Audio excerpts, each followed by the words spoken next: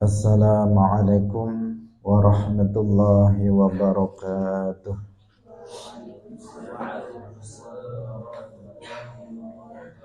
Alhamdulillahi rabbil alamin. Lahun ni'matu wa lahul fadlu wa lahul thana'ul hasan.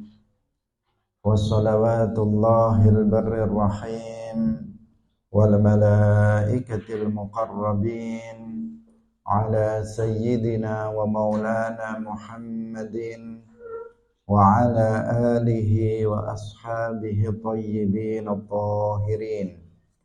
Allahumma la sahla illa ma ja'altahu sahla wa anta taj'alul hazna idza syi'ta sahla. Allahumma rzuqna al-ikhlasa fil niyyati wal qawli wal amal wa ba'du. Ila nabiyil mustafa sallallahu alaihi wasallam wa ikhwanihi minal anbiya'i wal mursalin wasyuhada'i was salihin, khususan ila sultanil awliya Syekh Abdul Qadir Al-Jilani wa Syekh Ahmad Ar-Rifa'i wa Syekh Bahaidina Naqsyabandi wa Syekhina Abdullah Al-Harari wa ila arwahi muassisi jam'iyyati Nahdlatul Ulama Syekh Muhammad Hashim Ash'ari wa Syekh Bisri Sansuri wa Syekh Abdul Wahab Hasbuwah wa ila arwahi jami'i ahli al-qubur minal muslimin wal muslimat. Al-Fatihah. A'udzu billahi minasy syaithanir rajim. Bismillahirrahmanirrahim. Alhamdulillahi rabbil alamin. Ar-Rahmanir Rahim. Maliki yaumiddin. Iyyaka na'budu wa iyyaka nasta'in. Ihdinas siratal mustaqim. Siratal ladzina an'amta 'alaihim ghairil maghdubi 'alaihim waladdallin.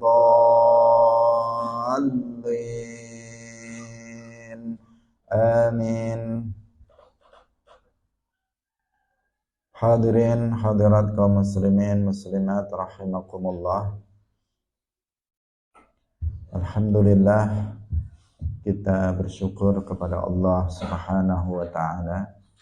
Di pagi hari ini Allah Subhanahu wa taala masih melimpahkan nikmat-nikmatnya, rahmatnya kepada kita semuanya, terutama taufik, karena dengan taufik Allah Subhanahu wa taala kita memiliki kemampuan untuk bisa hadir dalam majelis ilmu, majelis kebaikan, majelis ketaatan, majelis yang menjadi salah satu taman dari taman-taman surga. Semoga Allah Subhanahu wa taala memasukkan kita semuanya ke dalam surga tanpa azab. Amin ya rabbal alamin.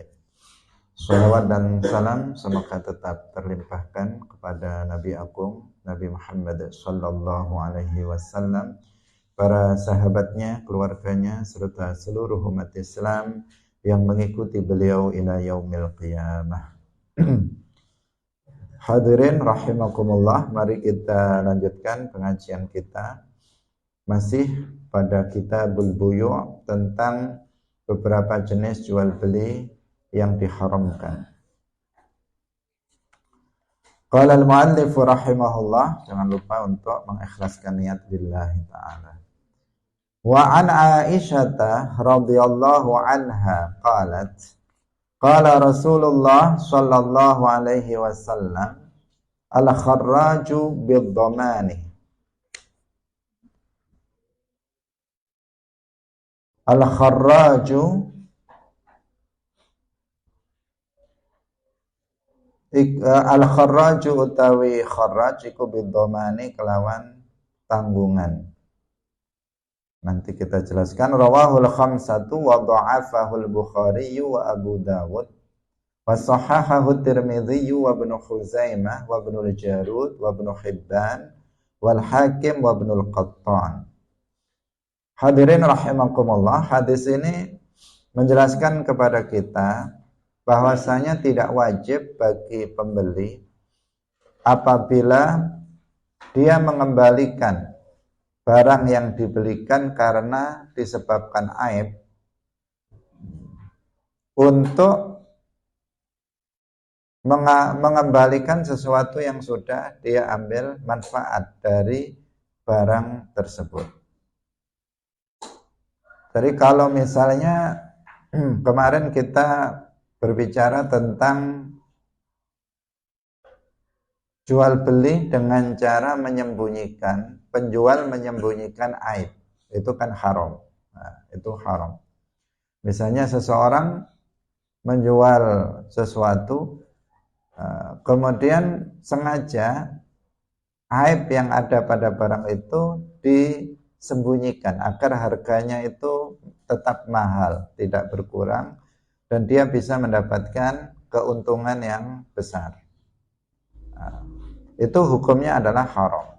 Sekarang bagaimana seandainya ketika setelah seseorang itu membeli barang tersebut, ini dari sisi pembeli, kemudian sesampainya di rumah dia menemukan aib pada barang tersebut. Padahal dia sudah sempat memakainya, dia sudah sempat untuk menggunakannya, baru kemudian dia mengetahui bahwa ada aib pada barang yang telah dibelinya ini. Nah, di sini dia akan boleh untuk mengembalikannya, tetapi dengan ketentuan mengembaliannya itu harus langsung, nggak boleh besok-besok. Nah, begitu dia melihat aib pada barang yang dibelinya, dia harus langsung segera mengembalikannya. Nggak boleh misalnya nanti seminggu lagi saya baru kembalikan, nggak boleh. Dia harus segera begitu melihat ada aib, mengetahui ada aib pada barang yang dibelinya, dia segera untuk mengembalikannya.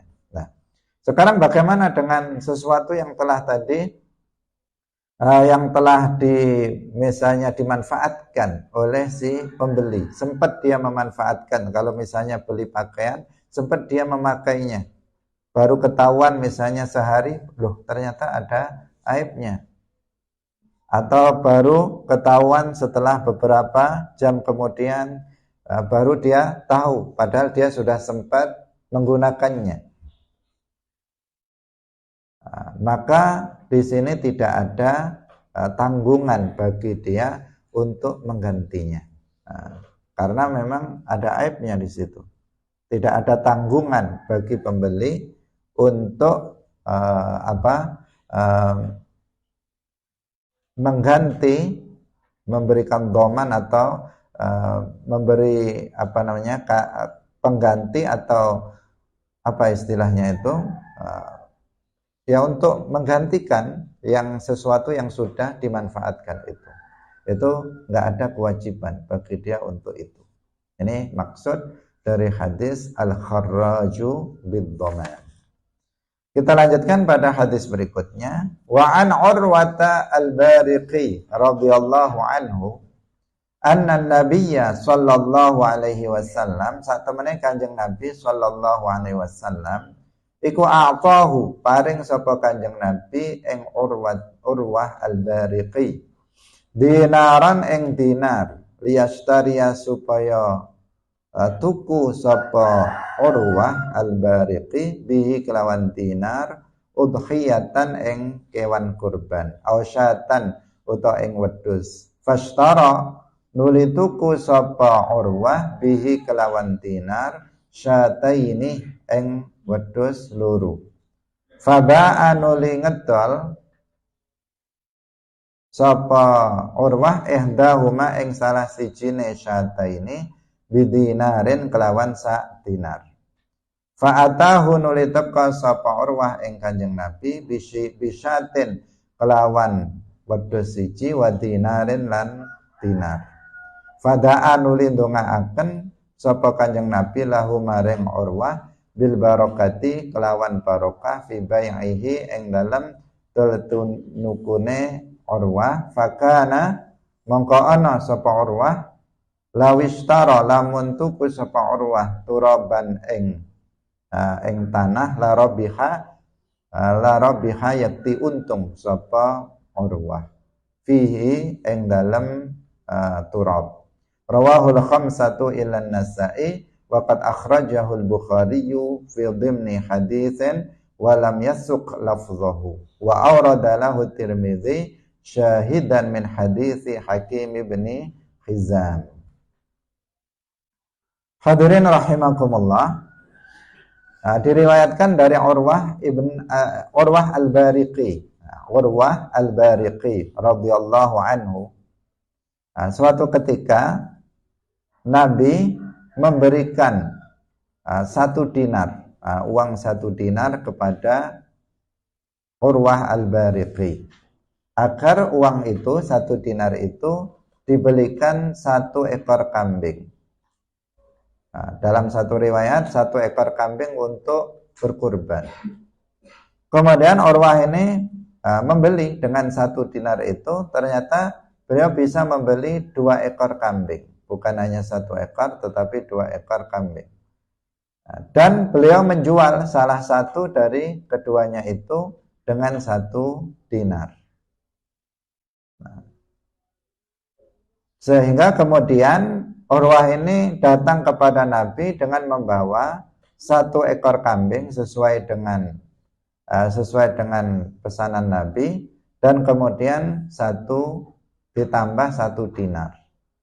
Dan Nabi mendoakan keberkahan dalam jual beli yang dilakukan oleh Urwah ini, sehingga karena doa Nabi ini, Urwah ini apabila membeli sesuatu, bahkan seandainya jual beli tanah ini hanya diandaikan membeli tanah debu, maka dia akan mendapatkan keuntungan karena barokah dari doa Rasulullah sallallahu alaihi wasallam. Hadirin rahimakumullah, hadis ini menunjukkan beberapa hal kepada kita. Yang pertama, tentang bolehnya wakalah. Wakalah itu adalah mewakilkan pengerjaan sesuatu yang bisa untuk diwakilkan, karena nggak semua hal bisa diwakilkan. Ada nanti bab wakalah yang membahas tentang permasalahan ini. Ada beberapa pekerjaan atau amalan itu yang bisa diwakilkan kepada orang lain. Dan itu dilakukan oleh Rasulullah Shallallahu Alaihi Wasallam, diantaranya adalah dalam jual beli. Dalam jual beli. Di sini Nabi Shallallahu Alaihi Wasallam ngasih uang kepada Urwah 1 dinar. Tolong ini belikan kambing, 1 ekor kambing. Berarti kan di sini Nabi beliau mewakilkan pembelian seekor kambing kepada Urwah. Ini namanya apa? Wakalah. Dan yang seperti itu hukumnya adalah boleh. Kita kan yang punya uang, yang semestinya membeli itu kan kita sendiri, yang kita memiliki pemilik dari uang itu. Tetapi kita bisa mewakilkannya kepada orang lain untuk membelikannya untuk kita. Ini namanya wakalah. Demikian juga dari sisi penjual. Kalau saya misalnya memiliki barang, saya kan tidak boleh menjual barang yang saya miliki itu tidak boleh dijual kecuali oleh saya pemiliknya. Kalau kamu bukan pemiliknya tiba-tiba menjual barang milik saya, maka itu adalah tidak sah nanti jual belinya, karena penjualnya bukan si pemilik. Jadi yang boleh tetapi saya itu boleh mewakilkan kepada kamu menjualkan barang milik saya. Itu baru boleh. Misalnya saya mewakilkan kepadamu untuk menjualkan barang ini kepada orang lain. Misalnya dia mengatakan begitu. Saya wakilkan penjualan barang saya ini kepadamu. Nah, kemudian orang itu menjualkannya untuk kita. Misalnya kita memiliki toko yang banyak jumlahnya, punya swalayan di sana, di sini, di Kediri ada, di Surabaya ada, orang kaya. Di Jakarta juga ada, di Jogja ada, di semua tempat ada. Kemudian dia nggak mungkin kan menjaga tokonya sendiri. Yang berhak untuk menjual barang-barang yang ada di toko-toko saya itu, misalnya, contohnya, itu kan saya. Tapi nggak mungkin saya jadi banyak seperti itu. Misalnya 10 toko, nggak bisa saya di situ dalam waktu yang sama. Sehingga saya boleh untuk mewakilkan orang lain. Tolong saya wakilkan penjualan barang-barang yang ada di toko saya ini kepadamu. Nah, kemudian dia menjualnya untuk kita. Itu sah. Karena apa? Dia adalah wakil dari kita. Sementara seseorang yang dia bukan wakil dari kita, dia nggak punya harta, dia bukan pemilik, dia bukan wakil, dia bukan misalnya wali anak yatim misalnya, maka dia tidak berhak untuk menjualkan barang milik kita. Karena dia bukan, tadi yang kita sebutkan, dia bukan pemiliknya dan tidak diberikan kuasa sebagai wakil untuk menjualkannya. Bisa difahami di sini. Ini dalam hal jual beli boleh ada taukil atau wakalah, akad wakalah diperbolehkan. Dalam nikah juga diperbolehkan. Misalnya seseorang mau menikah, kemudian dia nggak ada di tempat. Misalnya calon istrinya itu ada di tempat yang jauh, sementara dia ada di sini. Maka dia bisa mewakilkan orang yang ada di sana agar melakukan akad pernikahan dengan seorang perempuan yang dinikahkan tentu saja oleh walinya di sana dan dengan 2 orang saksi. Dia sebagai wakil dari dari suami.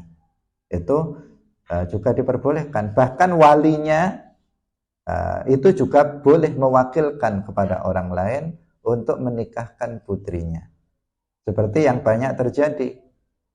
Ketika walinya itu misalnya grogi atau walinya itu takut, misalnya nggak pernah menikahkan nanti dia takut salah dan sebagainya, atau memang ya tradisinya seperti itu, kemudian dia mewakilkan kepada orang lain, orang misalnya diwakilkan kepada seorang kiai, kepada ustadz untuk menikahkan putrinya, maka itu juga diperbolehkan. Nah, jadi untuk ijabnya, yaitu wali yang mengakati itu menikahkannya, itu boleh diwakilkan kepada orang lain. Yang menerima pernikahan, yaitu suami dari perempuan yang dinikahkan, itu juga bisa diwakilkan kepada orang lain. Ini contoh apa? Yang ada wakalah. Jadi nggak semua hal bisa diwakilkan, tapi ada beberapa ketentuan yang telah dijelaskan oleh para fuqaha tentang amalan-amalan yang bisa diwakilkan. Yang nggak bisa diwakilkan ya misalnya melaksanakan sholat 5 waktu. Nggak bisa misalnya, tolong saya males sholat subuh, tolong diwakili saya sholat misalnya. Nggak bisa. Puasa, zakat misalnya, kalau dalam zakat, kalau dalam hal pentasarufannya itu bisa diwakilkan kepada orang lain. Misalnya saya nggak tahu siapa mustahik zakat di sini, maka tolong sampaikan, saya mewakilkan penyampaian zakat saya kepada kamu, kepada para mustahik. Itu juga diperbolehkan. Nah ini jadi taukil, namanya taukil, akadnya namanya akad wakalah, itu diperbolehkan. Nabi melakukan itu. Nabi mengasih 1 dinar kepada salah satu sahabatnya agar dibelikan seekor kambing. Berarti beliau mewakilkan pembelian kambing kepada kepada orang lain. Tapi harus diingat kalau kita ini dijadikan sebagai wakil dari pembeli untuk membelikan sesuatu, salah satu hal yang harus diperhatikan adalah bahwa kita harus melakukan yang terbaik untuk si orang yang kita wakili dalam membeli sesuatu. Artinya kita harus memperhatikan kemaslahatan bagi orang yang mewakilkan pembelian barang kepada kita. Artinya ya cari barang sebagus mungkin dan semurah mungkin. Itu yang paling maslahah. Yang paling maslahah untuk si orang yang kita wakili. Misalnya tolong saya belikan, dia mengatakan kepada kita, tolong kamu belikan ini uangnya, atau dia mengatakan dengan jelas, saya wakilkan pembelian HP misalnya untukku, misalnya ini uangnya. Kemudian kita membeli HP dengan merek, dia sudah sebutkan mereknya ini, tipenya ini. Sudah, kita kemudian pergi ke toko HP, ke counter untuk membeli HP. Maka di sini ya harus sesuai dengan apa yang dipesankan itu, tetapi kita mencari harga yang semurah mungkin. Tidak cukup satu, berarti harus ada perbandingan. Tidak cukup misalnya satu toko saja. Kita toko di sini, merek ini, tipenya begini, berapa harganya? Dia pergi lagi ke tempat lain, ini harganya berapa? Oh, ini berarti kita cari yang paling murah untuk dia. Karena ini yang maslahah untuk untuk pembeli yang mewakilkan pembeliannya pada kita. Jadi nggak boleh kemudian kita mencari yang merugikan mencari barang yang merugikan dari orang yang kita wakili. Tentunya nanti dia juga akan kapok, akan nyuruh kita, mewakilkan kepada kita. Gimana ini? Disuruh beli ini malah berikan yang mahal, padahal di sana ada yang murah. Disuruh beli ini ternyata dibelikan yang kualitasnya kurang bagus, padahal di sana ada yang bagus, dan seterusnya. Ini dia akan nggak nyuruh kita lagi. Karena itulah maka kita sebagai wakil dari pembeli itu kita harus memperhatikan kemaslahatan bagi orang yang kita wakili dalam hal membeli sesuatu. Seperti yang dilakukan oleh Urwah Al-Bariqi, beliau memperhatikan kemaslahatan untuk Nabi. Sehingga bahkan di sini Urwah ini kan diminta untuk membeli 1 ekor kambing dengan 1 dinar. Kemudian beliau ternyata dengan 1 dinar itu beliau bisa membeli 2 ekor kambing. 2 ekor kambing.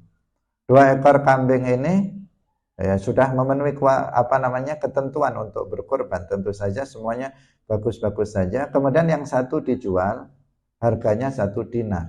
Berarti uangnya Nabi kan kembali. 1 dinar, kambingnya dapat, kemudian uangnya juga kembali. Karena dijual lagi yang 1, kemudian dikembalikan kepada Nabi 1 ekor kambing dan 1 dinar.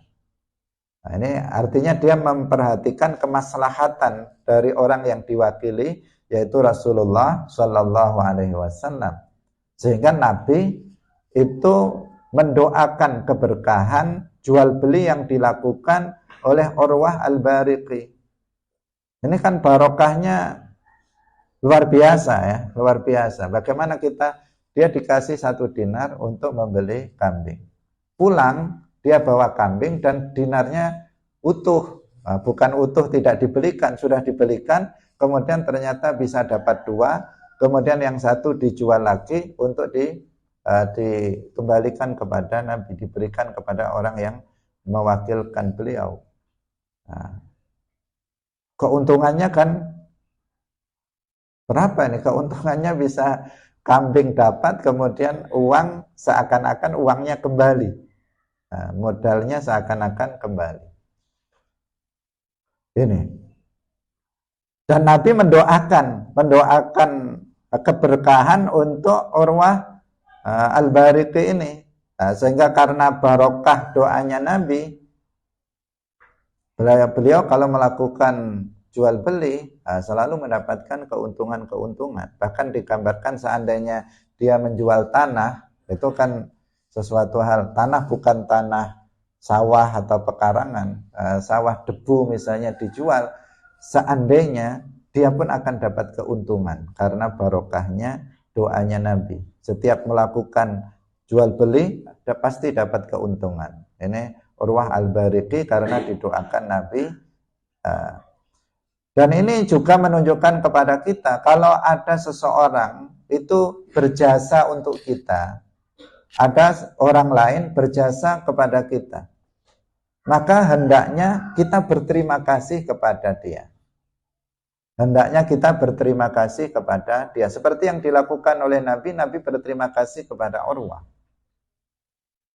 Kalau ada orang misalnya kita suruh untuk kita suruh untuk membeli sesuatu untuk kita, artinya kita mewakilkan pembelian sesuatu kepada orang lain tersebut. Setelah dia melakukan tugasnya, ya kita hendaknya berterima kasih kepada dia. Dalam hadis yang lain disebutkan malam yashkurin nas lam yashkurillah. Artinya kesempurnaan syukur kepada Allah itu apabila seseorang itu mau berterima kasih kepada sesama manusia. Kalau seseorang enggak mau berterima kasih kepada manusia, maka syukurnya kepada Allah itu tidak akan sempurna. Nah, kesempurnaan syukur kepada Allah itu adalah dengan seseorang berterima kasih kepada sesama manusia. Minimal itu dengan doa. Minimal dengan doa seperti yang dilakukan oleh Rasulullah Sallallahu Alaihi Wasallam. Kalau kita mau ngasih sesuatu misalnya kepada dia, ya sesuatu yang bagus. Kalau kita misalnya sekedar mengatakan syukran, mengatakan terima kasih misalnya kepada dia, ini sesuatu yang baik. Kalau kita mendoakannya, misalnya jazakumullah, misalnya semoga Allah membalas kebaikan kamu, atau barakallahu fik, misalnya semoga Allah memberkahi kamu, maka doa-doa seperti ini sebagai ungkapan terima kasih dia kepada orang yang telah melakukan sebuah kebaikan untuk kita. Nah, itu juga dianjurkan, Nabi melakukan itu. Dia mendoakan Urwah karena Urwah sudah melaksanakan apa yang beliau amanahkan, yaitu berupa membeli kambing tadi itu, dan dilakukan dengan baik. Dilakukan dengan baik, dan beliau mendoakan beliau sebagai wujud terima kasih beliau kepada Urwah Al-Bariqi. Hadirin rahimakumullah. Sekarang kita lanjutkan kembali hadis berikutnya. Wa Nabi Sa'idin Al-Khudri radhiyallahu anhu anna Nabiyya sallallahu alaihi wasallam, saat temene Kanjeng Nabi sallallahu alaihi wasallam iku naha nyegah sapa Kanjeng Nabi an syira'ima saking tuku barang fi butunil an'ami kang ing dalem wetenge pira-pira binatang ternak, hatta tadha'a sehingga nglairaken apa al-an'am. Wa an bai'ima lan saking adol barang fi duru'iha kang ing dalem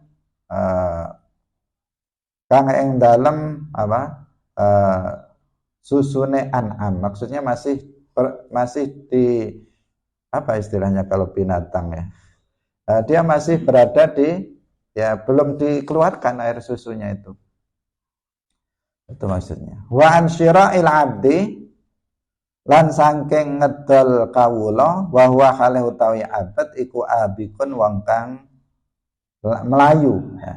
Wa an syira'il maghanimi lan saking tuku pira-pira barang ghanimah rampasan perang hatta tuqsamu sehingga den bagi apa maghanim. Wa an syira'is shadaqati lan saking tuku sedekah atau zakat hatta tuqbadha sehingga den terima apa sedekah. Wa an darbatil ghaisi lan tuku saking tuku perkara kang den asilaken sangka nyelang. Rawahu Ibnu Majah, nanti kita terangkan wal Bazzaru wad Daraqutni bi isnadin dhaif. Hadirin rahimakumullah, dalam hadis ini dijelaskan beberapa jual beli yang diharamkan. Yang dalam hal ini adalah dari sisi membelinya, tentu saja menjualnya juga nggak boleh. Kalau membelinya nggak boleh, berarti menjualnya juga nggak boleh. Jual beli. Yang pertama apa? Yaitu, ini sebenarnya sebagian sudah kita sebut dalam hadis-hadis sebelumnya. Hanya saja pengulangan dengan bahasa yang berbeda. Yang pertama adalah membeli binatang yang masih dalam perut binatang sampai dia melahirkan. Nah, yang kemarin disebut apa? Habalul habalah. Sudah kita sebut dalam hadis sebelumnya. Jadi misalnya saya beli sapi kamu yang masih dalam kandungan induknya. Jadi masih di perut sudah dibeli, itu enggak boleh. Kenapa? Karena nanti bisa ada unsur majhul, sesuatu hal yang tidak diketahui. Ya kalau kemudian lahir hidup, kalau lahir mati. Ya kalau lahirnya kemudian dia normal, kalau lahirnya kemudian dia begitu keluar cacat, kan tidak bisa diketahui. Nah di sini karena itulah maka nggak boleh seseorang membeli binatang yang masih dalam perut induknya. Berarti masih berupa janin yang ada dalam perut induknya, itu tidak boleh. Yang pertama. Sampai melahirkan, hatta tadha'a, sampai melahirkan. Kalau sudah keluar, nah itu sudah boleh dibeli. Meskipun keluarnya itu baru 1 menit. Begitu dia lahir, binatang itu masih belum bisa jalan, sudah saya beli itu misalnya. Itu boleh dijual dan boleh untuk dibeli. Meskipun sesaat setelah kelahiran dari anak binatang tersebut. Tapi selama masih dalam perut, itu belum boleh. Kalau masih kelihatan kakinya saja yang keluar juga belum boleh. Kalau sudah keluar semuanya, meskipun semenit kemudian, itu sudah bisa dijual dan sudah bisa dibeli. Kenapa? Karena barangnya sudah kelihatan, sudah nyata. Kan jual beli dengan, kalau dalam mazhab Syafi'i kan harus nggak boleh majhul, nggak boleh tidak diketahui.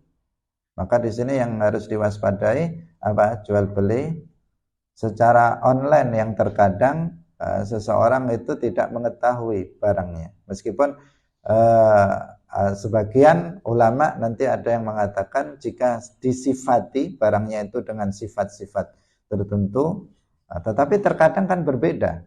Sering terjadi seseorang membeli secara online, ternyata barang yang sampai berbeda dengan gambar yang dilihat.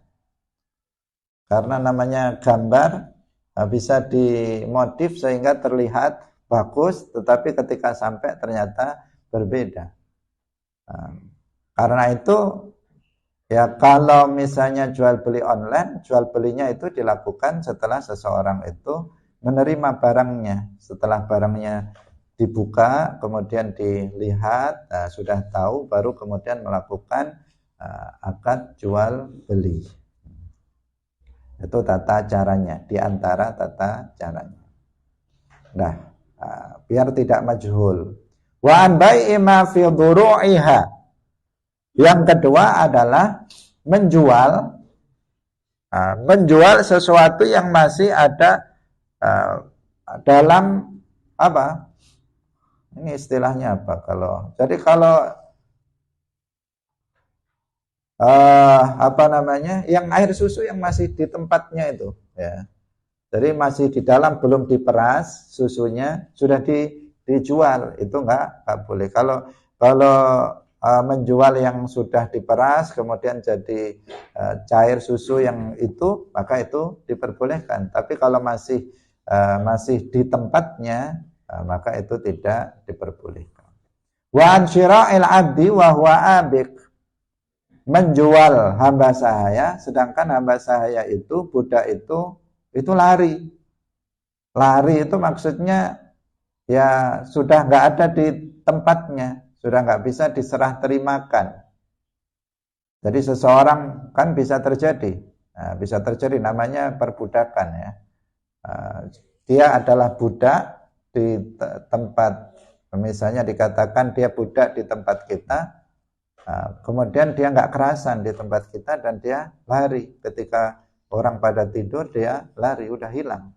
Nah, kalau di sini budak yang seperti itu nggak bisa dijual dan juga nggak bisa dibeli. Kenapa ya? Karena nggak bisa diserah terimakan. Nah, sama kemarin yang kita telah sebutkan, misalnya jual beli kuda yang sudah lari misalnya, atau jual beli burung yang sudah terbang, itu nggak bisa karena nggak bisa diserah terimakan. Sama dengan hamba sahaya yang sudah lari juga nggak bisa diperjualbelikan. Wa an syira'il maghanimi hatta tuqsama. Yang berikutnya yang dilarang adalah membeli barang rampasan perang sampai dia dibagi. Nah, kalau belum dibagi untuk dia kan belum menjadi bagian dia, dan itu masih majhul, masih belum diketahui. Pertama, dia dapat apa enggak itu belum tahu. Yang kedua, kalau dapat itu berapa banyak juga belum tahu. Kalau ada seseorang misalnya mengatakan, ini saya mau perang melawan orang kafir, saya jual ghanimahnya kepada kamu, ya saya beli misalnya.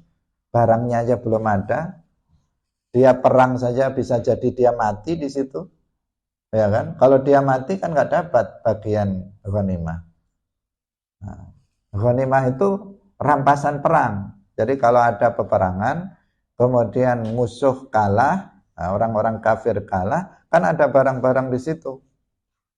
Ada barang-barang yang dibawa, mungkin ada kuda, mungkin ada baju yang bagus, mungkin ada musuhnya yang pakai emas, mungkin ada yang pakai kalung, pakai gelang, misalnya pakai cincin, kan diambili sebagai harta rampasan perang. Nah, itu nanti apa? Dibagi, sudah ditentukan dalam syariat Islam tentang pembagiannya.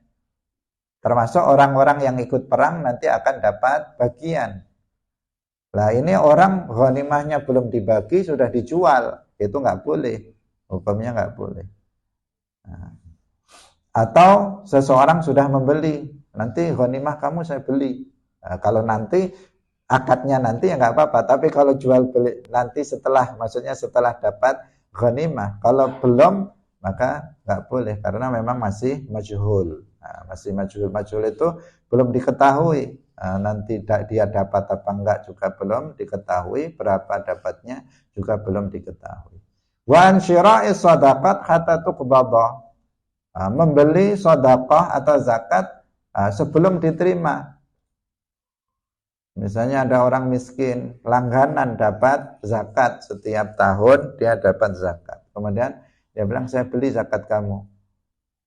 Maksudnya dia belum dapat sudah dibeli, itu yang nggak boleh. Tapi kalau sudah dia dapat zakat kan menjadi milik dari mustahik itu, maka mustahik bisa untuk menjualnya, kita bisa untuk membelinya. Kalau membeli zakatnya ya jelas nggak boleh. Ya. Ini maksudnya dia beli kepada mustahik, ada orang miskin. Ini waktunya pembagian zakat misalnya. Zakat fitrah misalnya, ini malam takbiran, waktunya dia dapat zakat. Kemudian panitianya masih umyek di sana, belum sempat ngantarkannya untuk memberikannya kepada dia, sudah dijual. Belum ada sudah dijual, itu yang nggak boleh. Belum ada sudah dibeli, itu yang nggak boleh. Apa itu mungkin terjadi? Ya mungkin saja. Mungkin saja yang seperti itu terjadi. Kenapa? Karena ya keburu pengen duit. Keburu pengen duit. Ini gimana nih? Zakatnya kok nggak datang-datang? Dijual duluan kepada orang padahal belum tentu dia dapat zakat. Bisa jadi nggak dapat, bisa jadi dapatnya sedikit dan seterusnya. Masih majhul. Wa andar batil ghais. Ghais ini orang yang dia mau menyelam ke dalam air misalnya. Dia mau menyelam ke dalam air. Misalnya saya akan menyelam, nanti hasilnya saya jual kepada kamu. Misalnya cari ikan atau cari apa di dalam situ, apa cari emas atau pokoknya nanti hasilnya saya jual kepada kamu. Padahal hasilnya belum ada. Belum tentu juga dia dapat hasil di dalam dan dapat berapa dia juga nggak tahu. Ini majhul. Jadi intinya dari kesemuanya itu, dari semua jual beli yang dilarang itu adalah haram memperjualbelikan sesuatu yang majhul. Haram memperjualbelikan sesuatu yang majhul, yaitu sesuatu yang belum diketahui. Baik itu tadi membeli janin yang masih ada dalam perut induknya, membeli susu yang masih ada di tempatnya, belum diperas, atau membeli hamba sahaya yang sudah nggak ada lagi di tempat itu, atau membeli ghanimah yang belum dibagi, dan seterusnya. Itu semuanya pada intinya adalah haram untuk menjual dan membeli sesuatu yang majhul, sesuatu yang belum diketahui. Itu yang hukumnya haram. Kita lanjutkan hadis berikutnya. Kita usahakan selesai ini sebelum masuk bab yang baru. Wa an Ibnu Mas'ud radhiyallahu anhu qala Rasulullah sallallahu alaihi wasallam la tashtaru aja tuku sapa sira kabeh as-samaka ing iwa fil ma'i ing dalem banyu fa innahu mangka sak temene tuku iwa ing dalem banyu iku gharar. Itu ada unsur semacam penipuan. Rawahu Ahmad wa asyara ila shawab waqfuh. Janganlah kalian membeli ikan yang masih ada dalam air. Di dalam air itu maksudnya apa? Ya masih di laut, masih di sungai. Masih di laut sudah dijual. Saya mau pergi cari ikan. Saya jual ikannya kepada kamu. Ikannya belum ada. Belum tentu dia dapat ikan, ikannya berapa juga yang dia dapat juga belum bisa diketahui. Ikan di laut dijual, enak kali dia menjual ikan di laut. Memangnya ikan dia, kalau dia belum menangkapnya ya belum jadi ikan dia. Kalau dia sudah menangkapnya baru menjadi milik dia dan bisa dia untuk menjualnya. Itu yang dimaksud, yaitu ikan yang ada di lautan atau yang ada di sungai misalnya. Bukan ikan yang ada di akuarium. Kalau yang di akuarium mau kita jual ya boleh. Misalnya kan ada di air juga, namanya ikan kan di dalam air. Kalau nggak di dalam air namanya ikan asin atau ikan lainnya. Kalau masih di akuarium misalnya boleh, kan bisa. Ini saya jual ikan yang ada di akuarium itu kepadamu. Ya saya beli, bisa. Kenapa? Karena bisa ditangkap. Tangan langsung dimasukkan, ini ikannya sudah bisa. Ini filma, ini kan masih umum ya, takutnya nanti disalahpahami. Bolehnya jual beli ikan itu ya yang yang sudah nggak ada di dalam air, nggak boleh misalnya dimasukkan ke timba, bukan seperti itu. Tetapi filma artinya yang masih belum bisa, pertama yang bukan majhul, dan yang kedua yang nggak bisa diserah terimakan karena dia masih di dalam lautan atau masih di dalam sungai misalnya. Maka itu jual beli seperti itu nggak boleh. Wa ani bin Abbasin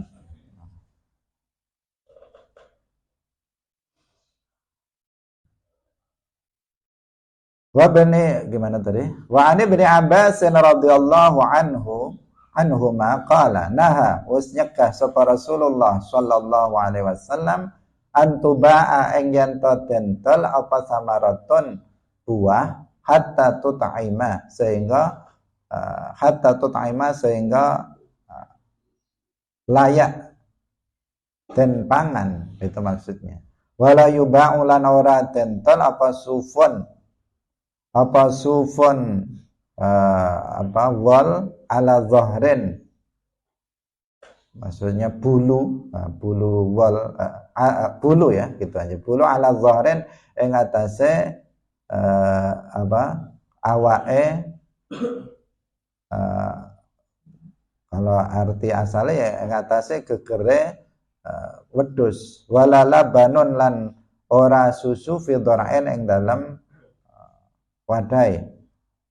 Apa bahasa anunya itu sulit ya. Rawahu karena bukan binatang ya, atau orang menyebutnya pentilnya ya, masih dalam tempatnya itu. Rawahu Tabarani fil Awsati wa Daraqutni wa akhrajahu Abu Dawud fil Marasili li Ikrimah wa huwa rajih. Wa akhrajahu aidan mauqufan ala Ibnu Abbas bi isnadin qawiyyin wa rajahahul Baihaqi. Jadi kita di sini ini menjelaskan tentang matan hadisnya. Kalau dari status hadisnya sebenarnya disebutkan juga, tetapi kalau kita jelaskan itu akan sangat panjang karena ada istilah misalnya mursal, ada istilah mauquf, ada istilahnya yang di sini rajih dan sebagainya, dhaif, hasan, sahih, itu enggak kita jelaskan dalam penjelasan hadis-hadis ini. Kita hanya menjelaskan tentang matan hadisnya, dawuhnya Nabi saja, itu yang kita jelaskan di sini. Makanya banyak yang kita tidak hanya baca, tidak kita maknai dan kita tidak jelaskan. Diriwayatkan dari Ibnu Abbas radhiyallahu anhuma bahwa Rasulullah shallallahu alaihi wasallam itu melarang untuk dijual buah yang belum layak untuk dikonsumsi, belum layak dikonsumsi. Misalnya mangga masih pentil misalnya, atau jambu masih muda, belum layak dimakan. Kelayakan itu kemarin sudah kita jelaskan, yaitu apabila misalnya buah tertentu warnanya berubah, asalnya hijau menjadi menguning, memerah, itu menjadi dikatakan layak untuk dimakan. Atau itu baru bisa dijual. Atau sebagian buah itu warnanya tetap, tetapi dia jadi empuk, asalnya keras, kalau dia sudah layak dimakan itu jadi empuk. Itu namanya juga sudah layak untuk dimakan. Untuk buah-buahan. Kalau biji-bijian bisa layaknya dimakan itu jika sudah mengeras. Misalnya kalau itu jagung atau itu padi, maka kalau sudah mengeras bijinya itu sudah buduwus sholah. Jadi sudah layak untuk dikonsumsi. Nah, kalau belum layak untuk dikonsumsi, maka nggak bisa untuk dijual. Nggak bisa dijual, belikan, karena memang dikatakan di sini hatta tut'im. Nah, kalau dia belum layak untuk dimakan, maka tidak bisa diperjualbelikan. Maka diwaspadai seseorang yang ya buru-buru pengen pengen dapat duit sehingga masih muda-muda sudah dijual duluan. Nah, nanti bisa muncul penyesalan dari penjual maupun pembeli. Penyesalannya bagaimana? Ternyata kemudian busuk semua. Nanti pembelinya jadi rugi. Atau ternyata buahnya luar biasa dan harganya pas buahnya matang-matang itu harganya mahal. Kemudian ternyata buahnya banyak sekali.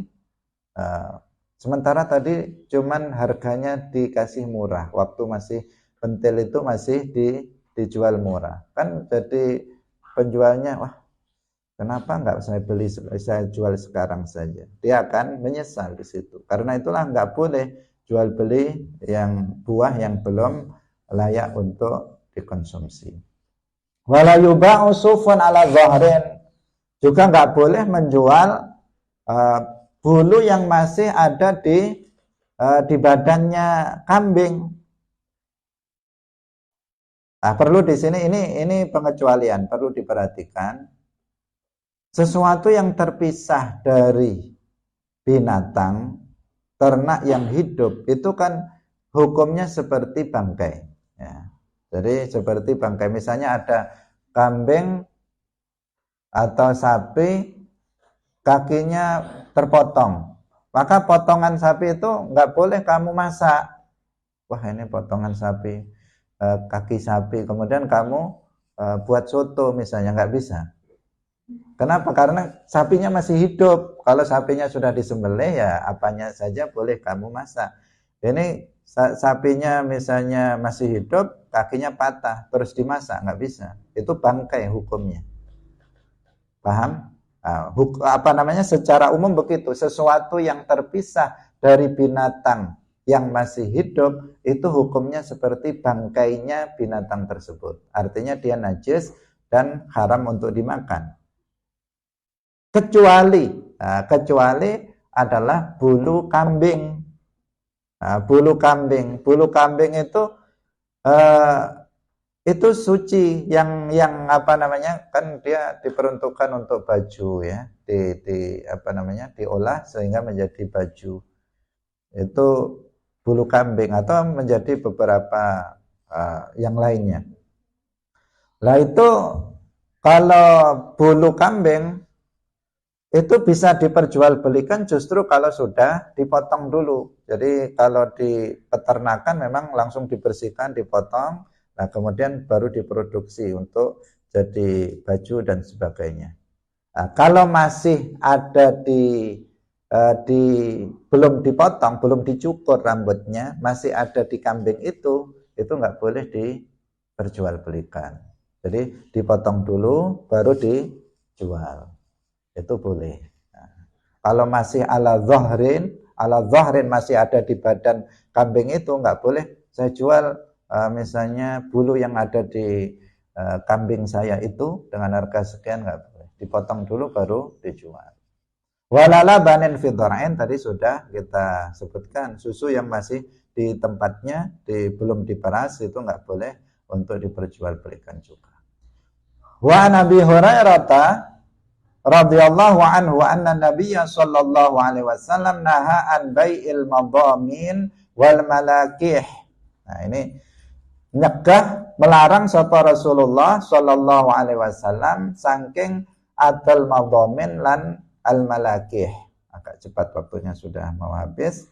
Nah, madamin itu apa? Yaitu sama seperti yang kemarin kita sebut, yaitu aslabul fuhul, yaitu air misalnya tadi air mani yang belum keluar, artinya misalnya pejantan dari kambing atau sapi misalnya, itu tidak bisa diperjualbelikan untuk misalnya dikawinkan dengan sapi betina milik dia misalnya, kemudian membeli dari pejantan, air mani pejantan untuk bisa mengawini betinanya sehingga melahirkan anak, itu tidak bisa diperjualbelikan. Wal malakih itu artinya janin yang masih ada dalam perut induknya, seperti yang tadi kita sebut, itu juga haram diperjualbelikan.